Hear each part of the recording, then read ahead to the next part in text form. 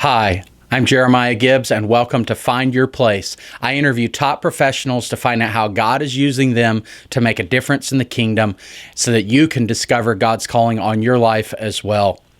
Today, I have a special guest with me, President Rob Manuel of the University of Indianapolis. Rob's going to explain the way that leadership is really about helping people reach their full potential. If you believe that you have a calling to help people reach their full potential, listen in so that you can discover your place as well. If you like content like this, then like and subscribe to this channel so that you can discover more videos of like this one. Let's listen to Rob's story so that we can find your place.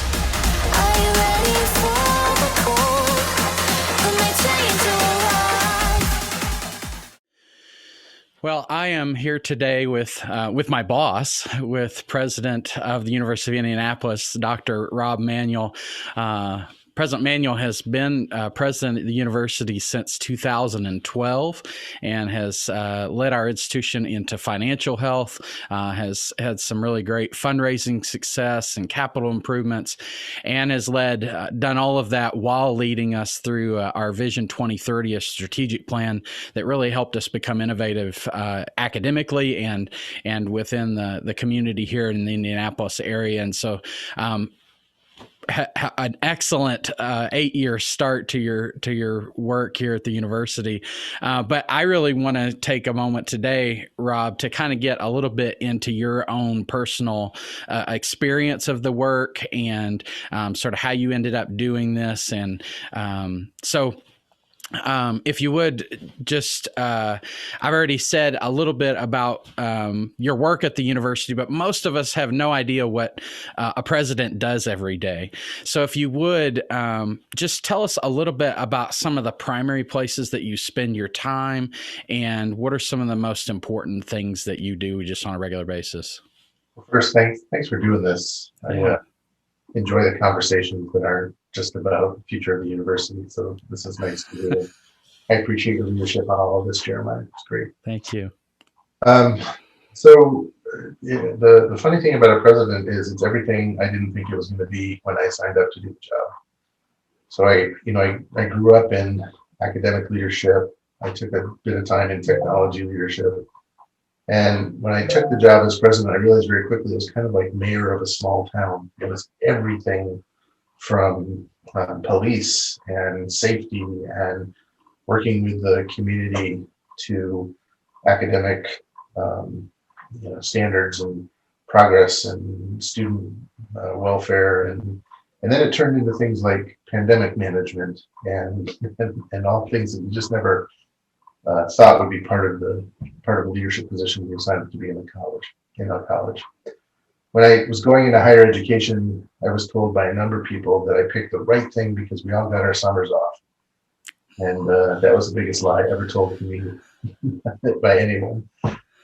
And the truth is that the thing that motivates me in the job of president is that it is kind of constantly on looking at and trying to figure out how to manage progress for all parts of the university. And if you find yourself in a university that you love and one that loves you back, we're involved in everything from there's a zoning petition going on right now around the university. So I'm working with the mayor's office and the Office of Metropolitan Affairs to figure out whether this is the right development for this place. We worked on standing up the CDCs in the area to help with economic development and quality of life improvement for people who aren't in any way attached to the university, but are affected by the work we do in the area. And of course, the traditional stuff like admissions and marketing and fundraising and quality of life development for people who live with us, athletic development, program development, board management, board work. All of that is part of the reality. Over the past 8 years, I became a real estate developer. We did quite a bit of work around campus in that area. That was a new space for me, and I learned a ton working with people like Gene Zink and Wilhelm Construction and our own planning folks to figure out how to manage those. I got into finance. A lot of my job is on finance, which is not budget. Two different things. Budget is how you spend your money. Finance is how you get it and manage it. And that was a real learning curve for me over the first 2 or 3 years. And all in all, the job is kind of amorphous, so it changes. When I first got here, 90% of it was charting a strategic plan that showed us where we were going. Then over 5 years, that turned to kind of how we operated, created operational realities for that strategic plan. And right now, because of the pandemic and because of the demographic cliff that's coming up, the high school graduates that are coming out of high school in about 5 years, we're talking about sizing the university to be able to continue to deliver our mission over the next 10 years. And so the strategic plan and the strategic reality and the operational realities all get mixed up now. My job is to figure out how to turn them around, make them usable for everybody around the university so that we can continue our march forward to relevance. Yeah.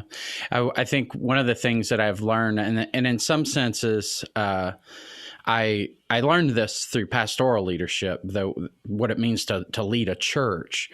The executive skills there are not different than the executive skills to run a state or to run the country, right? It's just a much smaller scale, and the more that you scale that up, I mean, you're managing hundreds of employees and thousands of students, and the physical plant and the budgets involved with all that. It's not that different in one sense than leading some of the top executive positions in the world. It's just about scale, right? But you have to have these sort of a variety of skill sets that aren't your expertise, and know when to draw people in that have expertise that you don't have, and so on. What has been the hardest part of that learning curve?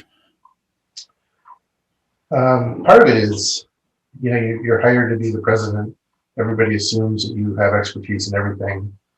And in higher education, where expertise is the coin of the realm, it's tough to say, hey, wait a minute, I don't have a lot of experience in this area. Help me out, and then I'll be able to use it. And I think part of the hard part is learning and instilling confidence at the same time.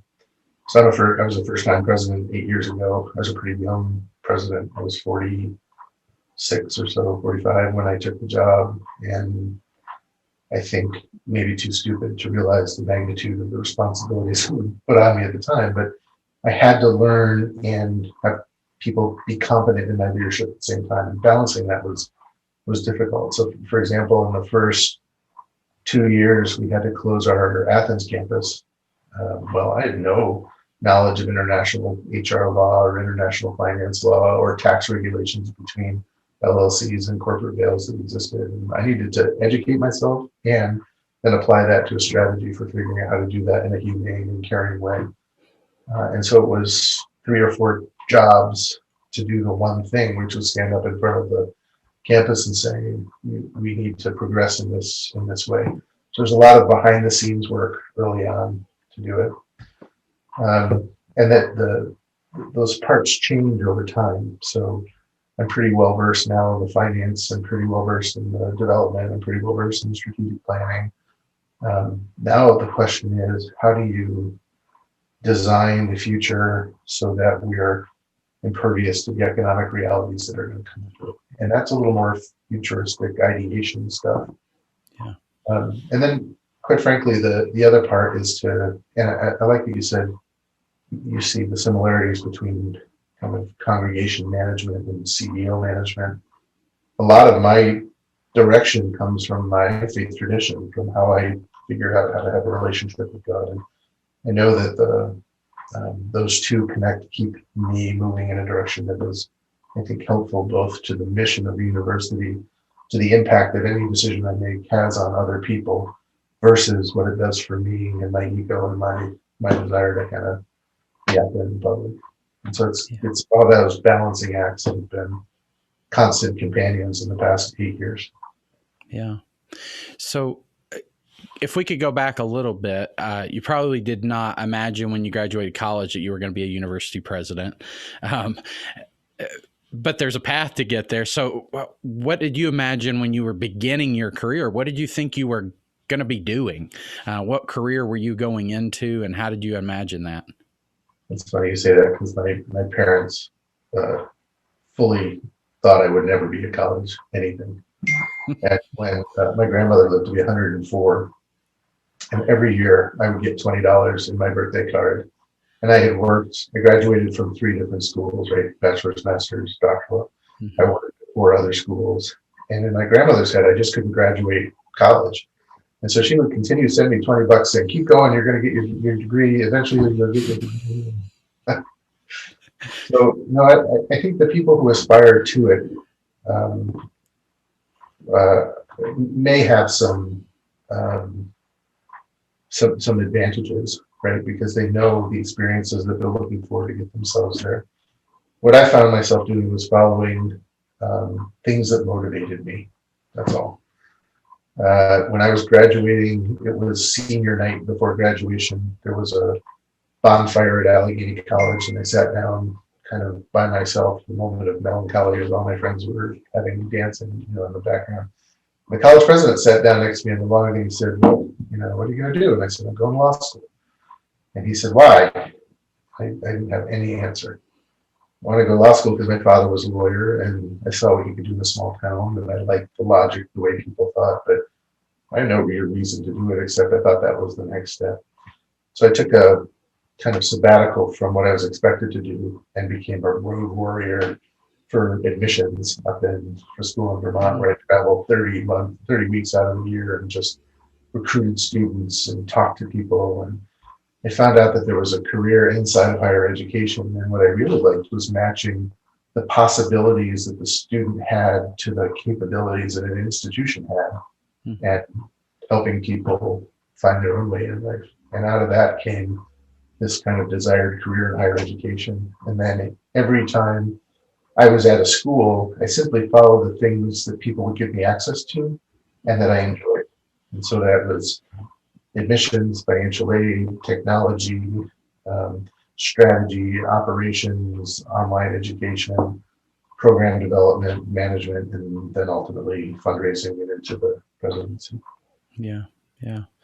So sort of outside of your work, what are the ways that you spend your time? Do you have hobbies or volunteer opportunities? What are the things that you love to do outside of your job?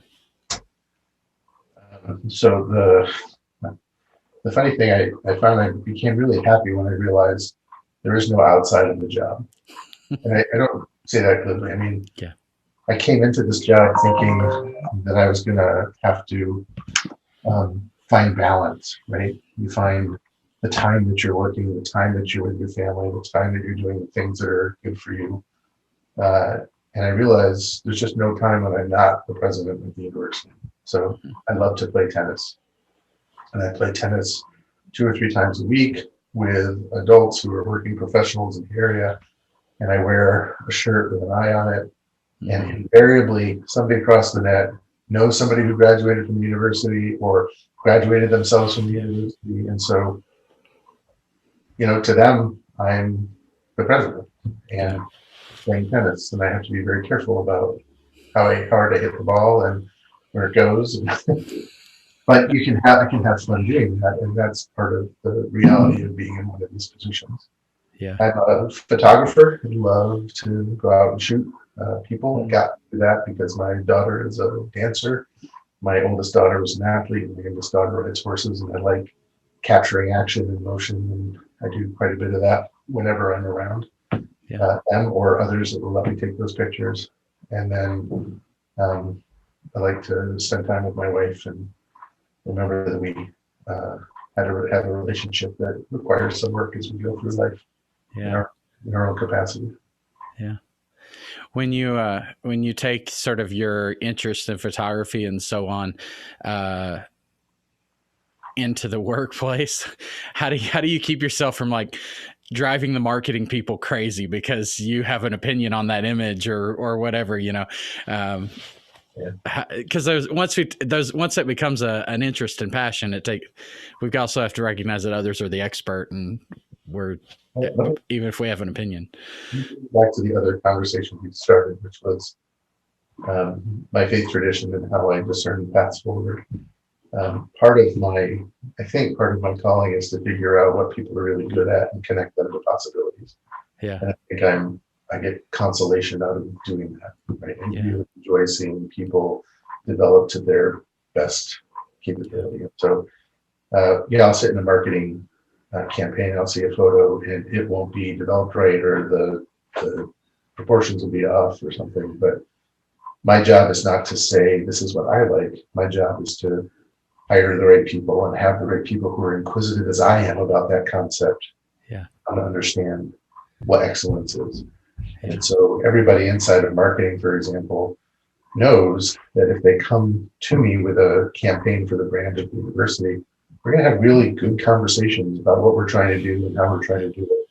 And my response is going to be, how do you think this benefits the university? How does this tell the story of the university versus you need more orange here? And their response is, I think we can do this a little differently this way, or a little better this way. Or Yeah. they're so, such a talented team all around us that it would be a disservice to everybody if I took all of the areas that I had experience in and started poking my finger and say, do this, do that, do this, do that. That's not the job of a president. Yeah.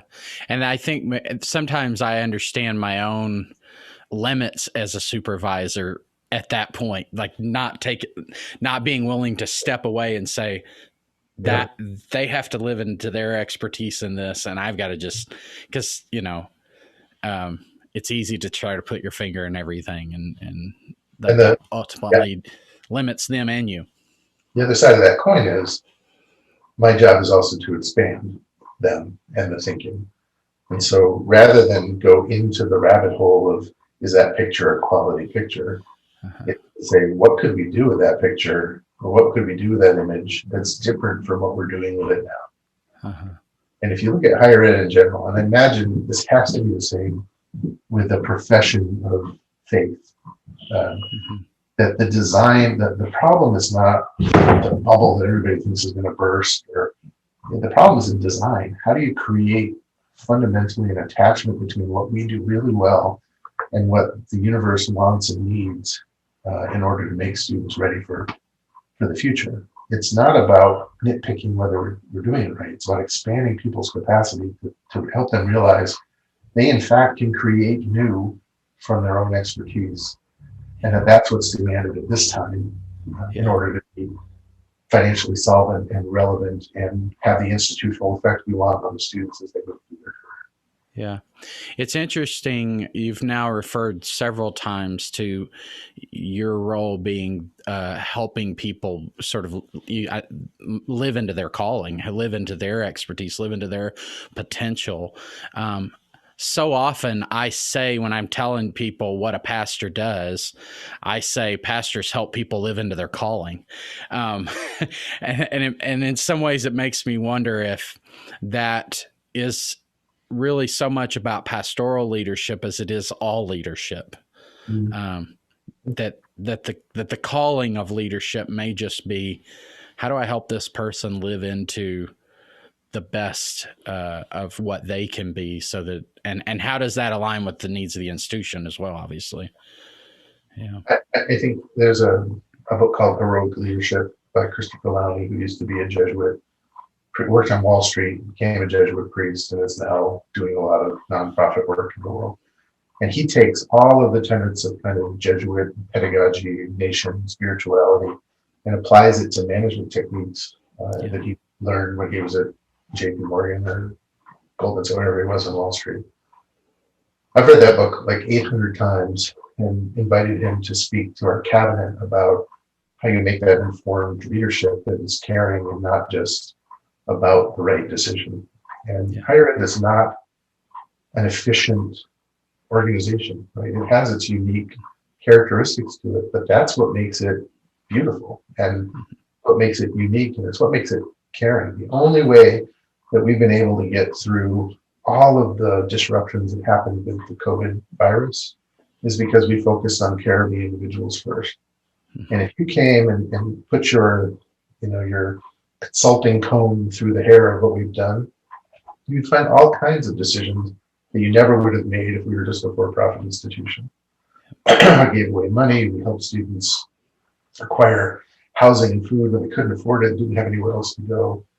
to me, that's the genius of being in higher education is you can tap into those realities and still help students and faculty and staff continue their production. I think that is a similarity to almost anybody's faith tradition. Yeah, and it's also in in alignment with these sort of social good enterprises. They talk about the double bottom line, where so you have a financial bottom line, but at the end of the day, the financial bottom line only has to be sustainable because the primary bottom line. And sometimes I wonder how often because students will talk about the price of our institution or any institution for that matter, and so on and so forth. And like, you do understand, like we are a nonprofit, like we actually can't make profit. It's not even part of our goals. But of course, from their end, they're not seeing the numbers and so on. But and they only see the bill that they have to pay. But what I find funny is if you look at like today, it was announced that Google's going to get a union, that their people are going to unionize because what Google's, even though they're avant-garde and they're wealthy and they're out there, they're not apparently treating their staff and folks that work for them in a way that make them want to be part of the organization. And so they feel like they need to be protected against some of the practices that are coming down. And I think that happens in higher ed too, right? A huge institution, even small institutions where a cult of personality rules instead of devotion to development of the mission. At UIndy, when I look at the number of people who are really concerned about the price, which is everybody, versus the number of people who can't afford it because we've not put the dollars where we need to be, it's such a small number in that latter category. We do everything we can to make sure people can afford to be here. I think that when push comes to shove around really, really difficult questions like what we've made in the last year, people see that we're devoted to putting our money behind the mission, behind the care for people first, and that as a result, we know that if we had to make those decisions, it was because they were the absolute last things we needed to do to become and maintain our progress. Yeah. So is there a time when you sort of thought, I know I'm doing the job that I was made for? When is the time when you sort of began to realize that this was right? So you can answer that question in different ways. Was higher ed the right place for me to be, right? And that came early. There was UIndy the right place for me to be, and that came in two tranches. And then there were moments when I realized I was in the right vertical. I was in higher ed, should have been, but the institution might not have been right for me, right? And that's when I went to other positions. And part of that isn't that the institution changed, part of it is that I changed. And there wasn't another place for me to go to kind of do the things that I felt called to do them. When I was, I can remember it to a T there, I won't say his name, but I recruited a kid from Binghamton, New York to come to Lemoyne College, where I worked as an admissions officer. And this kid was a swimmer, and his parents just got divorced. And he was smart, but the divorce had rocked his academic career a little bit. And I got to know him and both his mom and his dad, and we talked, and it got ugly in the financial aid situation where the dad had more money than the mom had more custody of the child, but the dad wasn't going to pay for the kid to go to private school, we're going to do public school. And eventually we sat down and we said, well, what's right for the student? And we came up with a way to fund his education at Lemoyne. He became all-American swimmer at Lemoyne. He ended up going to grad school, being an MBA. He's now working on Wall Street, doing things that motivate him. And in the early stages, when I cracked through the conversation and it was about the person and not about the dollars coming in for tuition, I realized you could have a career at the right institution that did the kind of things I was hoping to do in higher ed. And that was at Lemoyne in 1992. And I realized I wanted a career in that space.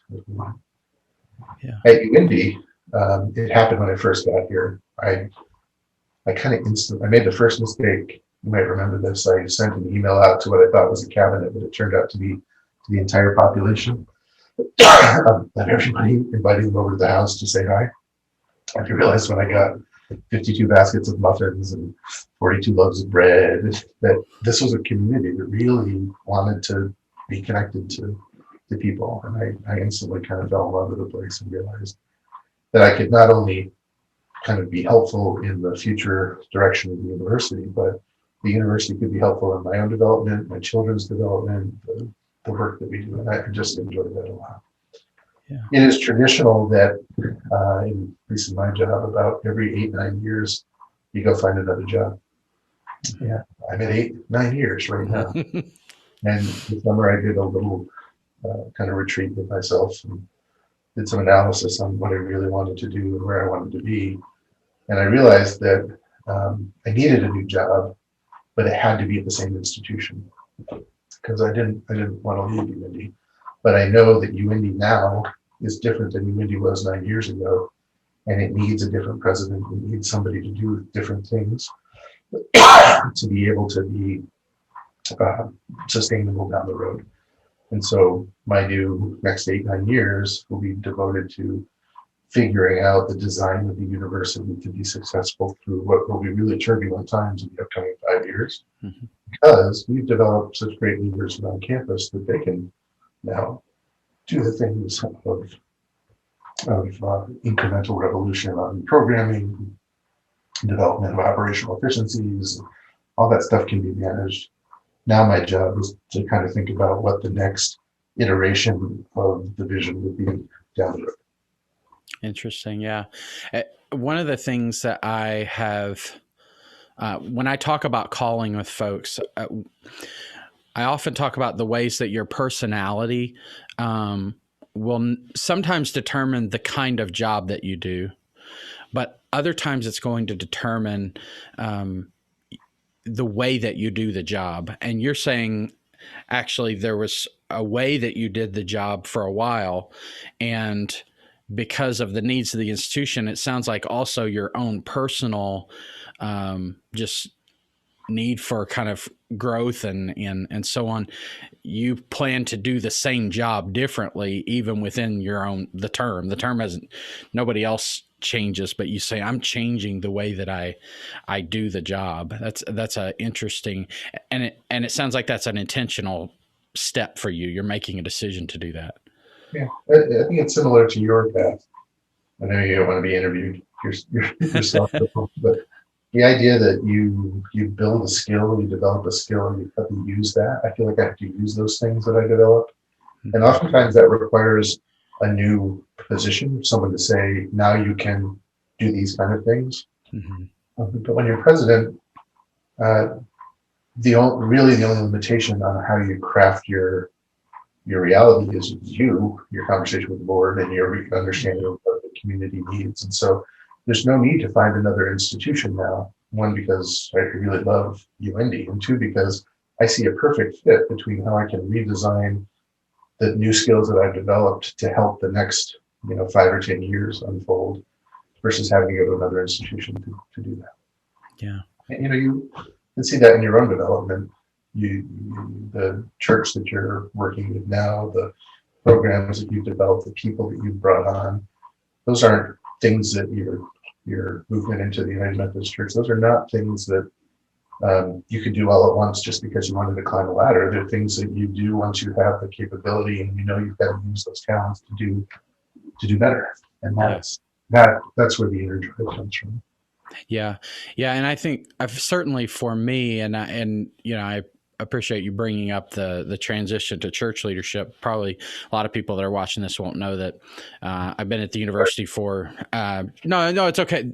They wouldn't. It's not that I wouldn't say it. I just don't talk about myself very much on this program. But I served for 11 years, 12 years now at the university, and decided really just about a year ago, like that there needed to be some changes, not to my whole of my job. I love the job that I do, but I personally needed to say, what's going to meet certain either career development aspirations, or sometimes it's just about interest and staying fresh in it. And so began pastoring a church back in July that helped me to say, I'm just going to recraft the work that I do every day, in this case without leaving. And thankfully you and my supervisor Corey have been very supportive of saying, okay, do that, make sure you do your job, but do that in ways that make sense for you. And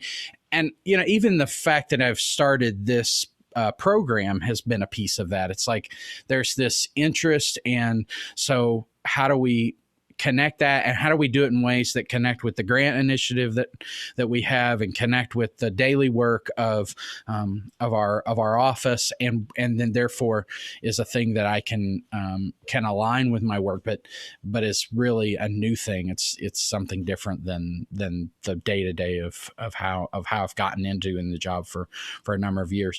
I just think vocationally that is an important process, especially for young people to understand. I think. And maybe at the front end of when they get a job, they can't control and determine what it's going to look like. They just have to take the job that will hire them, and they do what their boss asks them to do. But over the course of their career, they can remake that in ways that better align with who they are. Part of that is being ready. So there's lots of kind of obstacles along that path, right? Somebody told me that if any of your supervisors ever say you're ready for something, you have to say, okay. You never say, I don't feel like I'm not ready, or that's the path to getting more and more responsibility. That doesn't have anything to do with making you happy or making you kind of fulfilling your natural talents or your God-given abilities. But it does say that that's the way sometimes doors open. And the other thing is, if we're really working on developing at UIndy the intellectual, the spiritual, and the kind of personal talents of people, it would be wrong to say to you, you can't go pastor a church. You would be right to say, how can we do that and continue to have your leadership and the ecumenical faith development of the university? And when you look at your history, bringing on Ariane and the grants and the people that come in to kind of increase the development and the connections with the United Methodist Church across the street, that stuff is too valuable to lose because we want to hold you so tight you're gonna suffocate. That's what I mean by developing individuals to be what they can. And at your level, which is a senior level, the goal is to try to figure out how to continue the capacity development. At a younger level, like you're coming into your first job, some of those jobs are narrow and restricted. Yeah. Once you find out how to grow, then the job is to figure out how to either move to another position to continue that growth, or redevelop the position to have them grow individually within the institution. Yeah. So who are some of the people, Rob, that have invested in you along the way? Who are some of the people that have really helped you to become who you are, and how did they do that? So parents, first of all, and part of what they did early on was we had the manual court. So anytime there was a dispute between my three brothers and myself, it was the manual court, and you had to argue your case in front of my father and my mother and the judges. And you really have to.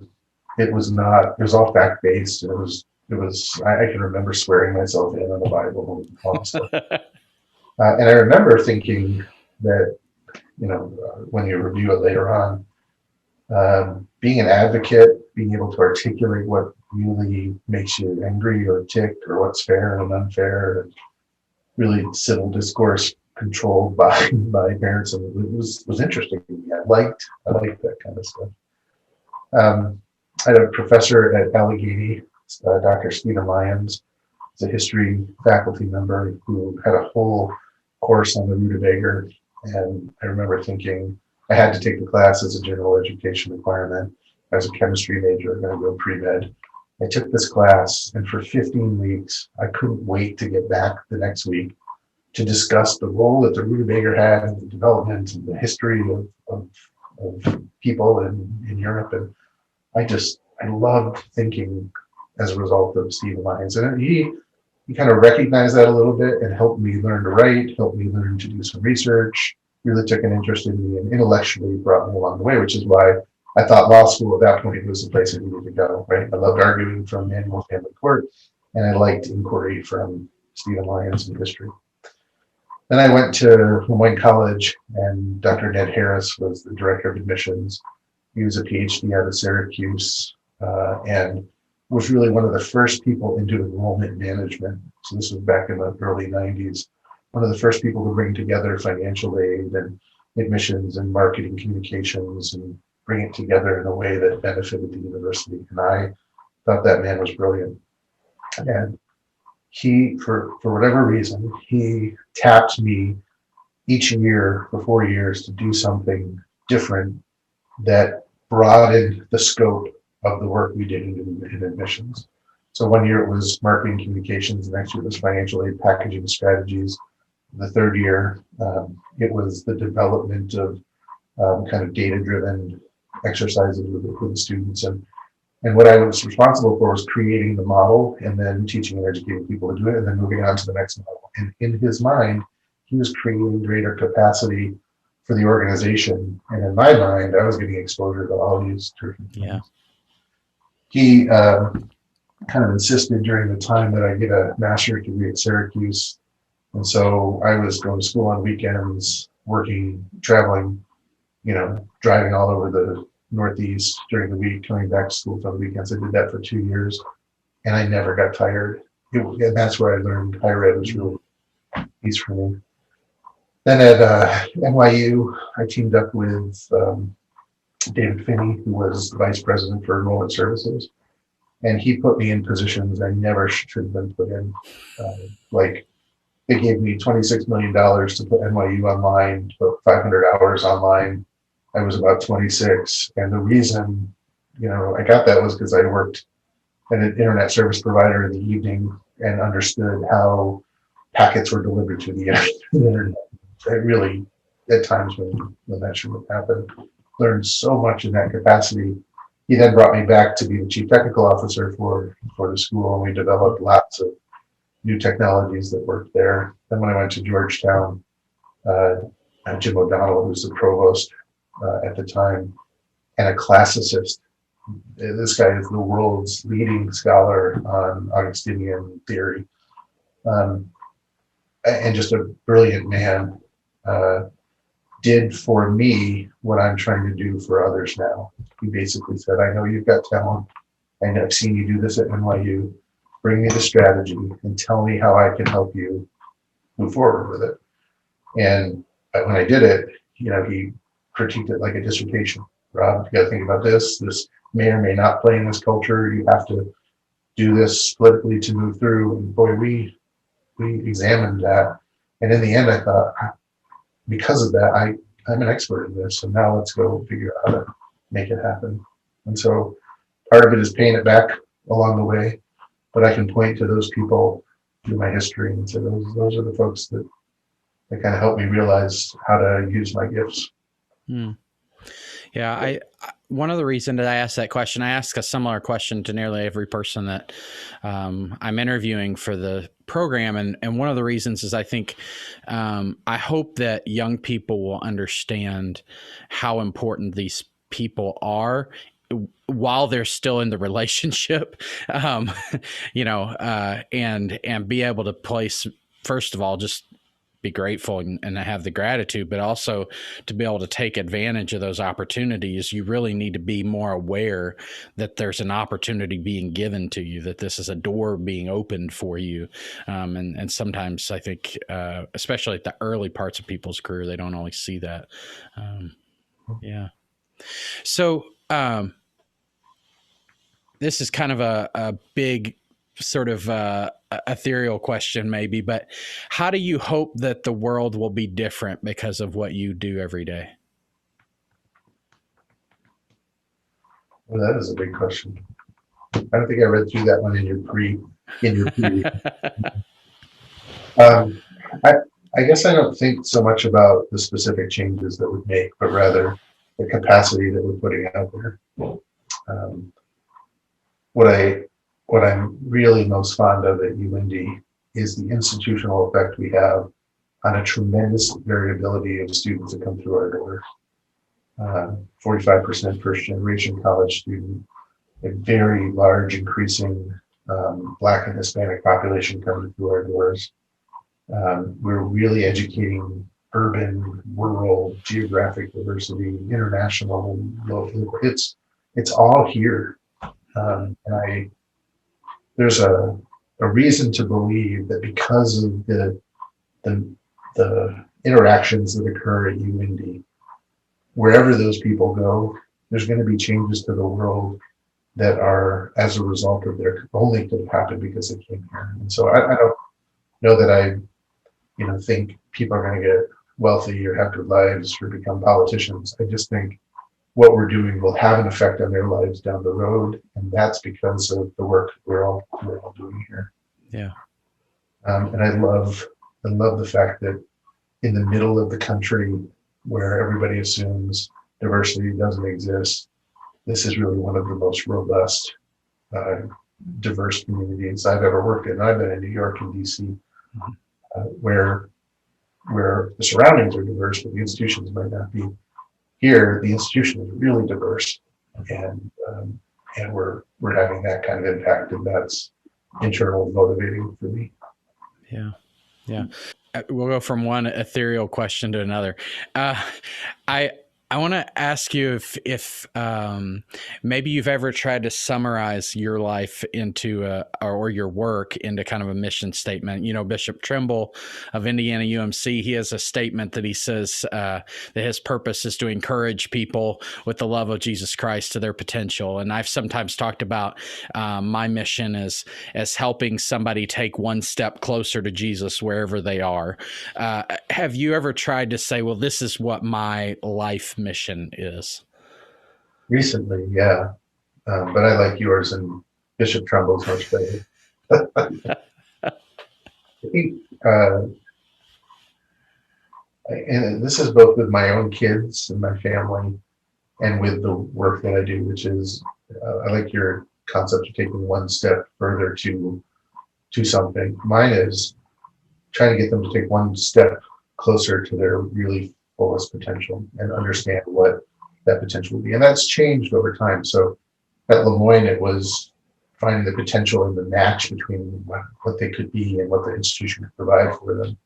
Here at UIndy, and then when I was in the classroom for a little bit, it was finding the potential in their intellectual development. And here, it's with the students, but it's also with the faculty and staff, and they really support that work. And I, in my own development, I realized that I've been the most ineffective when I've become mediocre.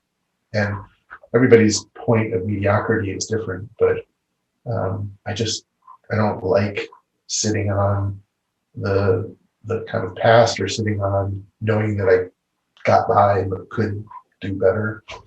And I want everybody to be able to find a way to understand how their path could be to their greatest potential that they have. When I was a kid, I played the piano a lot, and I loved jazz, but I was schooled classically, and I was asked to accompany a flute player. This is in high school, as she created her tape for music schools that she was auditioning to. I said, sure. Vanessa Morris, still to this day a friend, although after what I just tell you, you wonder why.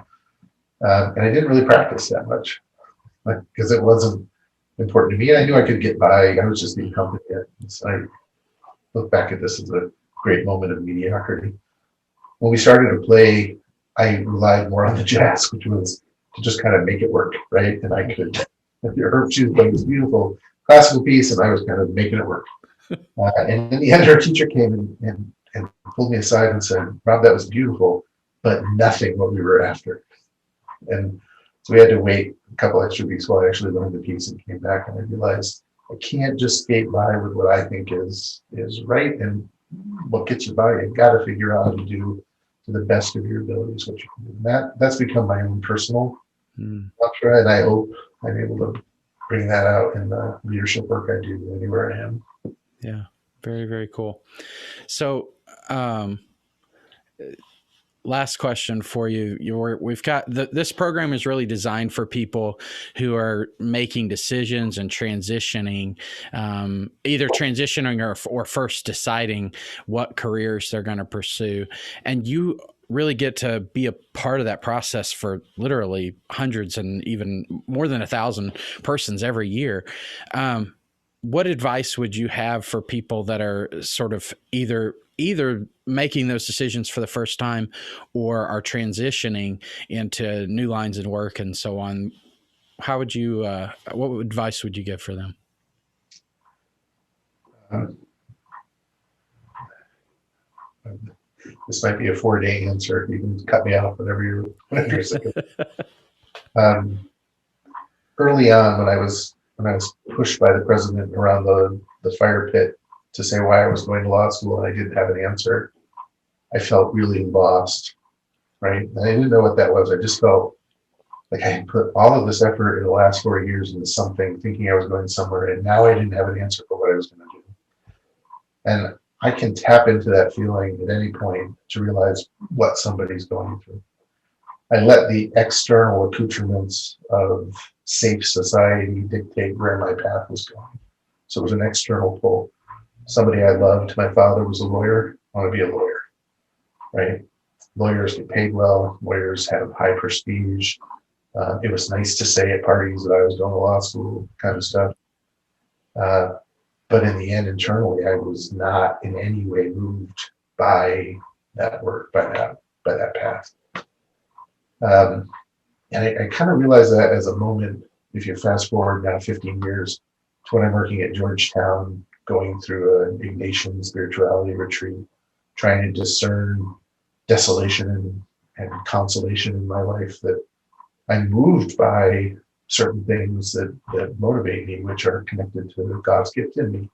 And those are all internal things that you've got to discern. They're not things that come to you by people telling you this is a good path for you or that's a good path for you. And so my message to the new students coming in is this: slow down a minute. I know you want to be an accountant. I know you want to major in nursing or whatever it is, but also give yourself a little bit of time to kind of feel what's moving inside of you, to be able to direct you in a way that's really going to be motivating for you. And it very well could be nursing and accounting. Those are terrific careers, but they also could just be things that you've decided are appropriate careers. And if you're really going to live up to your potential, how do you take those moments to do that? And that really is the gift of liberal arts education. Mm-hmm. Stephanie Kelly, who's the dean of our physical therapy College of Health Sciences, will tell you that one of her most inspiring classes as an undergraduate, even though she knew she wanted to be physical therapy, was Frankenstein in literature, because it got her to see how you saw a difference and difference was seen in society. That kind of connection was amazing. Yeah. And I think people just need the room and the comfort to be able to do that. And to the extent that I try to continue to practice that, that's what helps me keep going. And to the extent that I can give people the room to do that in their professional lives or students in their student life, is, I think, how I breathe into their worlds. Yeah. I think that's tremendous advice that really, I usually just use the language of slow down with students so often and say, what you're studying in college, even choose the major that you choose, ultimately is not your vocation. There's a few of our programs, professional programs like teaching and nursing, and I guess maybe accountant would be similar, where you're studying a profession, which certainly could be a vocation. But so much of what we learn in college, certainly in liberal arts curriculum, but even in many of the majors, are putting a tool in the toolbox, which then will come out in a variety of different ways in whatever you end up doing. And so I appreciate that in the ways that you've talked about yourself and your own vocation during this time, you have made it clear that really a lot of what you do is about helping people reach potential, all the way back from some of your early jobs, and certainly a different audience or a different group now that you're developing, but that for you, it's about helping people reach potential, not the things necessarily that you study, the disciplines that you studied. And so these disciplines so often are simply a tool in the toolbox. So we can, the career and the vocation that we're walking into can develop over a long period of time, because we're not really, very few decisions are final when it comes to calling. There are a few, but most of them are not. I mean, if I don't go to nursing school, then nursing is not my vocation unless I'm going to invest a lot of energy sometime later to be trained for that. But for the most part, we're not limited in the ways that we will walk into our calling later. And so just being able to have some comfort in knowing that, as well as to give ourselves the time to live into it. Yeah. And certainly when you move into a position of the kind of leadership you have, that develops over a long period of time. And each step along the way really matters. But Rob, thanks so much for being on here today, for talking with folks, sharing a bit about your life and your work, and I certainly think it will be a help to those who listen. Thanks, Sherman. I find these conversations rejuvenating, so thanks for having me, and good luck with the rest of them. I will say the one last piece of development I have as a goal for the upcoming year is to get you to get a bass in my hand and let me play at a service. Don't give up on me there. When you mentioned music a few moments ago, I was going to say we still have a date to make music. But although right now our bands for chapel are like 2 people, so that we can reduce our social or increase our social distance. So hopefully, maybe as soon as we get back to having a real band, then we can get you back in here. 6 months to get ready. So yeah, that's right. Should I send you the set list now? Great. Thanks. Excellent. Thanks, Rob. Yep. Peace. Bye-bye. The Student Leadership Academy, or SLA, is a week-long event designed to help you discern where God is calling you to put your skills, passions, and talents to work in the world. Every year I came here, I get closer to my faith, I get closer to the people around me, I get closer to my pastor. And I feel that's very, very helpful. It's really a great experience for discernment and calling and figuring out what God has planned for your life, and so I wanted to be a part of that for these students. This is a fun opportunity to see maybe what you can do inside the world that could aid you and aid others to become better. During SLA, you will worship through music, spiritual disciplines, and small groups, attend classes and workshops, participate in learning activities that will evaluate your skills, personality, and talents. Experience dorm life on the UIndy campus by sharing meals at the cafeteria, hanging out in the student center, and living together in a faith community. This is what I live for, and how can we take these things that you want to be part of your everyday life, and how can you use that to the glory of God? Every year is different, and every year God shows up. So if you are not getting the answer that you need, that's okay, because He's still with you, and that's really what they focus on here, and I love that. I believe that stories like this one are incredibly helpful in figuring out where God is leading you in your life. Sometimes when you're in the middle of the story, it's really difficult to know where God is speaking and where God is moving in your life to lead you. As we look back on these lives of these professionals, then we learn a little bit about how God is moving in their life, and I believe it'll make it easier for you to know how God is moving in your life. If you like stories like this one, subscribe to this channel and check out the description for links to other stories that are like it. And I hope that you'll come back again soon. Are you ready?